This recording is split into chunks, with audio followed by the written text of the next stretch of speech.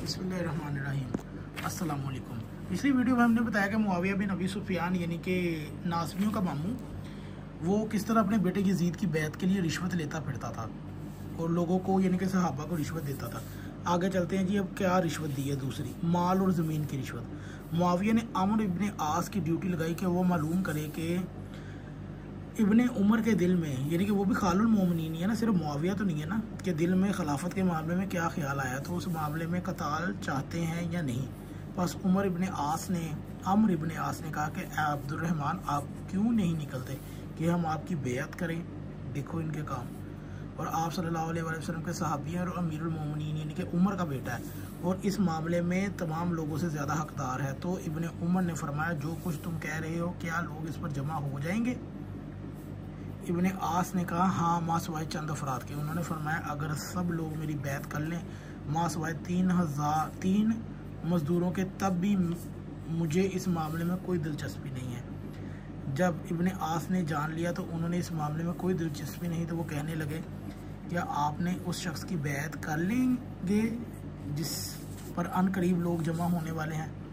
आपके लिए इतने रकबे और अमवाल लिख दिए जाएंगे कि इसके बाद आप और आपकी औलाद मोहताज नहीं रहेगी। इस पर उन्होंने फरमाया तुझ पर अफसोस, दफ़ा हो जाओ यहाँ से। फिर सहाबी को कह रहा है, सहाबी दफ़ा हो जाओ यहाँ से, फिर उधर आने की जुर्रत ना करना, तुम हलाक हो जाओगे। मेरा दीन तुम्हारे दीनार और धर्म के बदले में नहीं है। मेरी तो ख्वाहिश है कि मैं दुनिया से रुखसत हूँ तो मेरे हाथ साफ़ हों।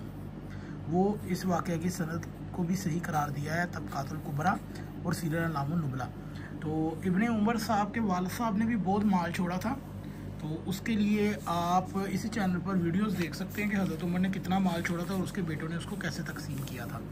तो अब्दुल्ला इब्ने उमर को इसकी ज़रूरत नहीं थी। अब्दुल्ला इब्ने उमर के पास अगर वो चाहता तो उसका बाप ही उसको दे सकता था, लेकिन इनके यहाँ शूरा जो उमर ने बना दी थी उसके अंदर अब्दुल्ला इब्ने उमर का कोई भी चीज़ यानी कि शामिल ही नहीं थी। अब्दुल्ला इब्ने उमर का उसमें बनता भी नहीं था क्योंकि बाड़ियाँ तो सब ने अपनी अपनी लगाई हुई थी। खैर आगे चलते हैं। मुगीरा इब्ने शुअबा से तबादला रिश्वत। मुआविया ने एक मरतबा मुगीरा इब्ने शुअबा को कूफा की इमारत के से मजूल करके उसको लिख भेजा कि तुम्हें मजूल कर दिया गया है, तुम फ़ौरन मेरे पास पहुँचो।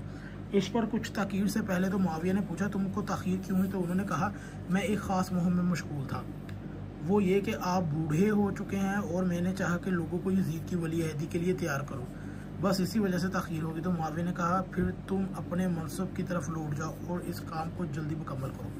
वो वापस गए। वहाँ 10 अफराद को 30,000 दरहम देकर इस बात पर राज़ी किया कि वो मुआविया के पास जाकर यजीद की वली अहदी मुकर्रर करने की बात करे। उन लोगों के साथ मुगीरा ने अपने बेटे मूसा बिन मुगीरा को भी भेजा। जब वो वहाँ तफसील बात हुई तो मुआविया ने मुगीरा से पूछा तुम्हारे बाप ने उन लोगों का दीन कितने में ख़रीदा? उसने बताया 30,000 में। मुआविया ने कहा तब तो उनका दीन इनकी निगाह में बहुत हल्का है। 30,000 का जिक्र के बगैर ये वाक़या हाफ़िज़ इब्ने कसीर और इब्ने खुल्दून ने भी बयान किया। शेख मुहक्किक ने इस बैत के मामले में पहले मुआविया की किस बयानी दर्ज की और इस असबाब बयान किया और उसमें उन्होंने उन 2 ऐसे सहाबियों को फसादी भी करार दिया जो मुआविया के साथी थे। चुनाचा वो लिखते हैं कि हसन बसरी का बयान है कि लोगों में फितना फसाद की आग सुलगाने वाले सिर्फ 2 आदमी थे। इनमें एक अमर इब्ने आस था जिन्होंने मुआविया को नेज़ों पर कुरान करीम उठाने का मशवरा दिया और कुरान करीम नेज़ों पर उठाए गए, और इब्ने कुरा का कौल के खारजियों को उन्होंने ही सालस बनाया और वो सालस थे जिन पर चर्चा क़यामत तक रहेगा। ये देखें जी, दीन के अंदर क्या फितना फसाद चला है और ये लोग उसको मामूम और पता नहीं क्या क्या लक़ब देते हैं।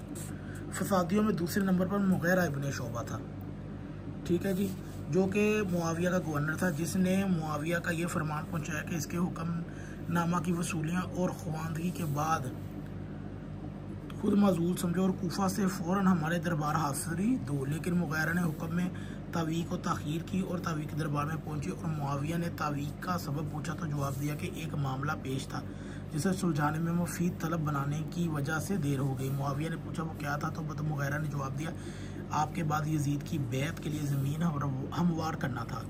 दरियाफ़्त किया कि आया तुम ये पूरा कर लिया? जी हाँ। ये सुनकर मुआविया ने कहा अच्छा अपनी गवर्नरी वापस जाओ और साबिक फ़राइज़ अंजाम दो। खैर, हम इसको मुख्तसर ये बयान करते हैं कि मुआविया ने अपने दौर में यजीद की बैत लेना शुरू कर दी थी और सहाबी भी इसके अंदर, ये मुगीरा इब्न शुबा इनका सहाबी और वो भी इसमें मुलव्वस था।